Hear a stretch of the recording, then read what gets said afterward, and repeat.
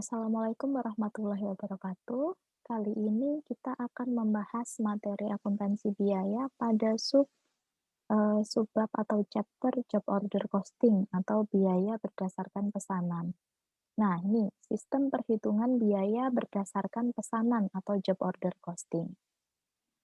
Kita lihat di situ ada penentuan biaya pokok sistemnya, di mana proses penghimpunan, penggolongan, pembebanan atau pengenaan biaya-biaya bahan baku langsung, tenaga kerja langsung, dan overhead pabrik kepada suatu produk yang berguna untuk yang pertama, ada penetapan biaya produk dan pengukuran persediaan.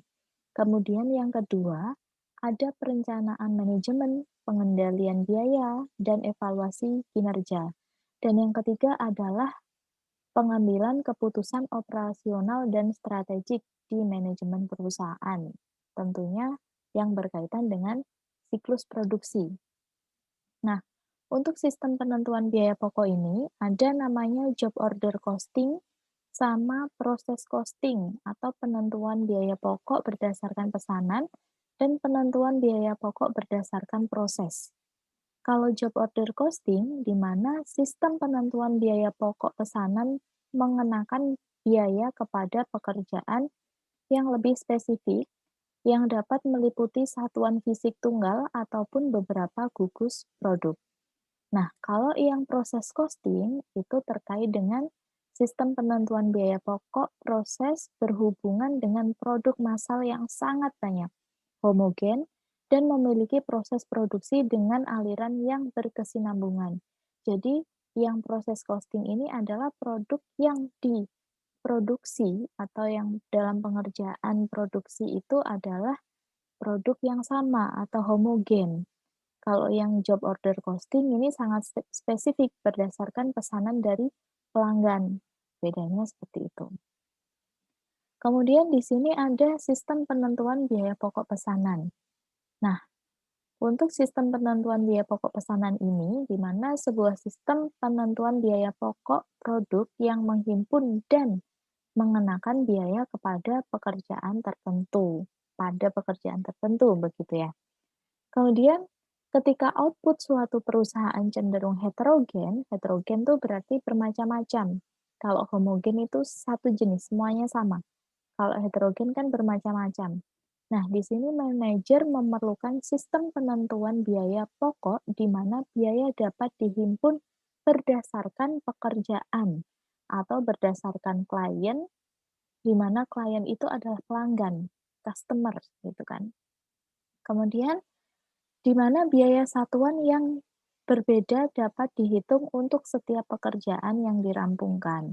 Karena tadi heterogen berarti butuh penentuan biaya yang lebih spesifik lagi, karena setiap produk pesanan itu juga beda-beda.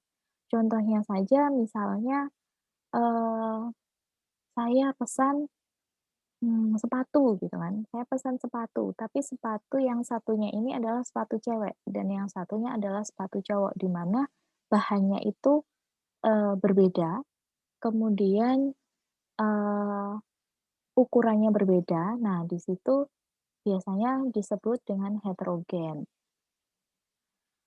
walaupun sama-sama sepatu gitu kan. Tapi, dalam jumlah, antara 10, 5, atau 20 gitu. Kemudian, kunci untuk menghimpun biaya produk dalam sistem penentuan biaya pokok pesanan adalah dengan memastikan bahwa biaya pekerjaan spesifik telah dipisahkan secara cermat dari biaya pekerjaan lainnya. Jadi yang khusus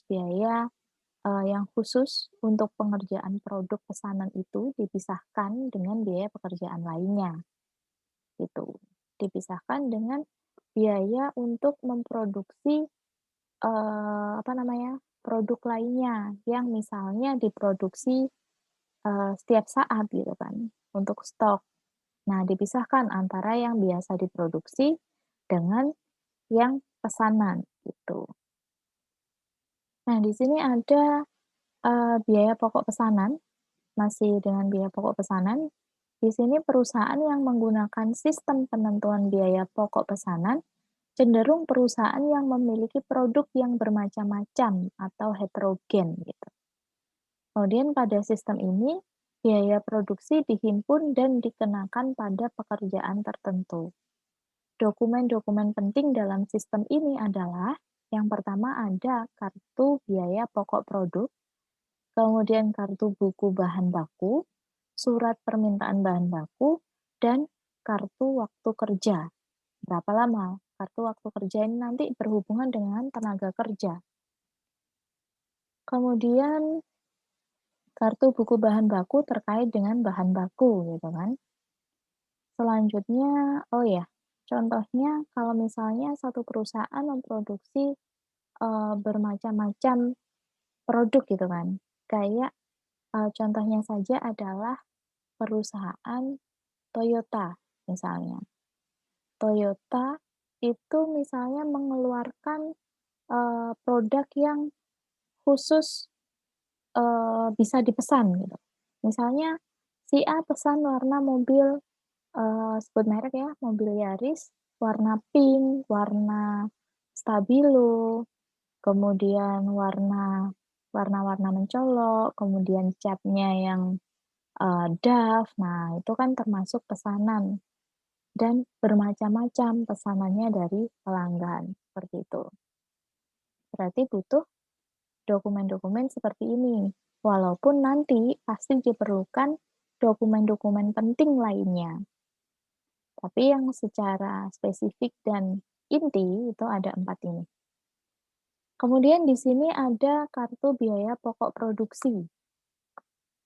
Nah, kartu biaya pokok produksi ini ada kartu buku bahan baku, di mana kartu buku bahan baku itu terdapat informasi mengenai bahan baku langsung dan bahan baku tidak langsung. Kemudian kartu waktu kerja, di mana nanti menyediakan informasi tenaga kerja langsung dan tenaga kerja tidak langsung. Di sini juga akan mengurangi saldo akun persediaan bahan baku, ini yang kartu buku bahan baku, kemudian meningkatkan saldo akun barang dalam proses, selanjutnya meningkatkan saldo akun overhead pabrik. Kalau yang waktu kerja, yang kartu waktu kerja, ini akan meningkatkan saldo akun utang gaji, meningkatkan saldo akun barang dalam proses, dan meningkatkan saldo akun overhead pabrik. Itu terkait dengan kartu biaya pokok produksi, nanti fungsinya ke sini, ke sebelah kanan ini. Kemudian, kita ke biaya bahan baku, di mana bahan baku itu nanti biayanya terbagi menjadi 2, yang satu bahan baku langsung dan bahan baku tidak langsung atau bahan baku penolong. Kemudian yang kedua, dokumen penting yang dibutuhkan dalam aliran biaya bahan baku adalah kartu buku bahan baku, di mana kartu buku bahan baku itu memuat kartu persediaan bahan baku. Jadi nanti akan ketahuan kalau misalnya mau produksi pesanan dari pelanggan. Kita butuh kartu persediaan bahan baku supaya kenapa? Biar kita tahu nanti bahan bakunya nanti berapa yang dibutuhkan. Kemudian juga ada surat permintaan bahan baku. Kemana kita minta bahan baku? Surat permintaan bahan baku ini biasanya ke gudang persediaan bahan baku. Kalau misalnya habis dari gudang persediaan bahan baku, nanti bagian gudang akan menginformasikan ke bagian pembelian perusahaan untuk meminta pembelian bahan baku. Baru dari gudang sudah dapat bahan baku akan didistribusikan ke divisi produksi untuk memproduksi pesanan dari pelanggan tadi. Nah, di sini kartu buku bahan baku menunjukkan penerimaan, pengeluaran, dan saldo persediaan bahan baku. Nah, itu perlu dicatat. Kemudian surat permintaan bahan baku, ini tadi menunjukkan catatan bahan baku yang dikeluarkan untuk pekerjaan tertentu. Nah, untuk pekerjaan tertentu sesuai dengan pesanan, butuhnya apa saja? Tadi yang ke gudang. Itu. Kemudian juga ada biaya tenaga kerja. Kalau biaya tenaga kerja ini akan dibagi menjadi 2, yaitu tenaga kerja langsung dan tenaga kerja tidak langsung.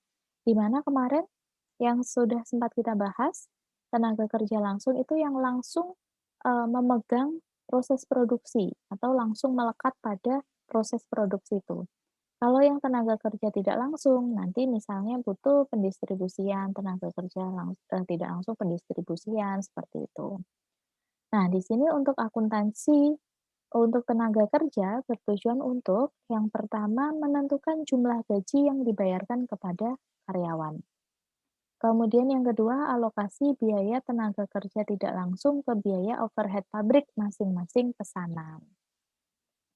Nah, untuk dokumen penting yang dibutuhkan dalam aliran biaya tenaga kerja adalah kartu waktu kerja, di mana nanti pada kartu waktu kerja akan memuat informasi mengenai berapa jam pekerja itu akan bekerja dan berapa pieces atau berapa buah barang yang dia produksi atau yang sudah dia selesaikan berapa, dalam waktu berapa jam. Nah, seperti itu. Itu informasi penting bagi, accounting management atau ke bawahnya lagi ke akuntansi biayanya. Kemudian untuk biaya overhead pabrikasi. Biaya ini berkaitan dengan aktivitas produksi secara keseluruhan, sehingga biaya overhead pabrik tidak dapat dikenakan pada pekerjaan tertentu berdasarkan biaya sesungguhnya yang dikeluarkan. Nah, untuk alokasinya sendiri, alokasi BOP dilakukan berdasarkan aktivitas yang dominan perusahaan dalam proses produksinya. Di sini BOP ditentukan berdasarkan tarif yang ditentukan di awal atau di muka. Selanjutnya dihitung sebelumnya di awal periode. Nah, itu. Ini untuk perhitungan tarif overhead yang ditentukan di muka. Jadi, ada taksiran jumlah biaya overhead pabrik dibagi dengan taksiran jumlah dasar aktivitasnya. Untuk BOP dibebankan, berarti kita butuh informasi jumlah aktivitas sesungguhnya dikalikan dengan tarif overhead yang ditentukan di muka tadi. Jadi yang ini, yang tarif overhead ditentukan di muka, didapatkan dari tarif overhead ditentukan di muka yang kita hitung tadi di awal. Jadi dimasukkan ke sini. Gitu. Nah, di sini juga ada pembebanan overhead pabrik. Penggunaan tarif overhead ditentukan di muka yang tadi. Tidak seperti biaya bahan baku langsung dan biaya tenaga kerja langsung yang dikenakan kepada pekerjaan tertentu, biaya overhead pabrik atau BOP ini berkaitan dengan aktivitas produksi secara keseluruhan. Konsekuensinya, di sini biaya tidak dapat dikenakan kepada pekerjaan tertentu berdasarkan biaya sesungguhnya yang dikeluarkan. Oleh karena itu, sebagian besar perusahaan menggunakan tarif overhead ditentukan di muka.